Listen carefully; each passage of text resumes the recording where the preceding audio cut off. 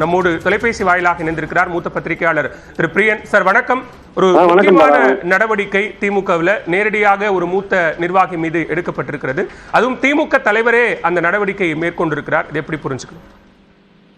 நிச்சயமா, அதாவது ஒரு அமைச்சர் பேசும்பொழுது, அதாவது ஒரு திராவிடர் இயக்க ஒரு கூட்டத்தில் அவர் பேசுறாரு. அதுவும் அனுபவம் திமுக ஆபீஸ்ல தான் நடக்குது. ஆக்சுவலா அந்த அனுபவத்துல தான் அவர் பேசுறாரு.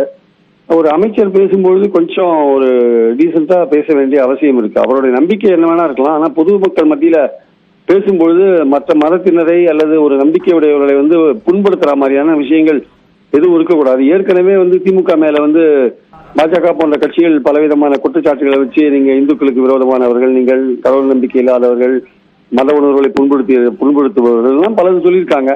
அதற்கு பதிலாக திமுகல இருந்து நாங்க 1000 கோயில்களுக்கு மேல கும்பாபிஷேகம் பண்ணியிருக்கோம், பூசாரிகளுக்கு பண்ணியிருக்கோம். அந்த மாதிரி அறநிலையத்துறையில் இருந்த நல்ல காரியங்கள்லாம் இவங்க பட்டியலிடுறாங்க. இந்த சூழல்ல ஒரு அமைச்சர் ஒரு பொறுப்புள்ள அமைச்சர், அவர் பேசிய பேச்சு ரொம்ப ரொம்ப விரசமான பேச்சு. அவர் ஏதோ நகைச்சுவையாக பேசுவதாக நினைத்து ஒரு மதத்தினரை புண்படுத்துற ஒரு பேச்சு. ஸோ இந்த பேச்சுக்கு தக்க நடவடிக்கை எடுக்க வேண்டிய அவசியம் நிச்சயமா முதல்வருக்கு இருக்குன்றதுனால அவருடைய அமைச்சர் பதவி எடுக்கிறதுன்றது தற்சமயத்துக்கு வேண்டாம். அவருக்கு ஒரு எச்சரிக்கை கொடுக்கணும்ன்ற அளவில் அவர் கட்சி பதவி எடுத்திருக்காங்க.